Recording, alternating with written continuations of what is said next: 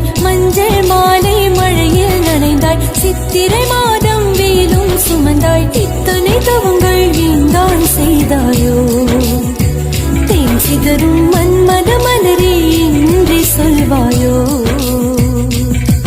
இளந்தளிரே இளந்தளிரே வெள்ளி மலரன்று இயற்றிய தவம் எதற்கு? பெண்மங்கை உந்தன் கூந்தல் சேர்வதற்கு.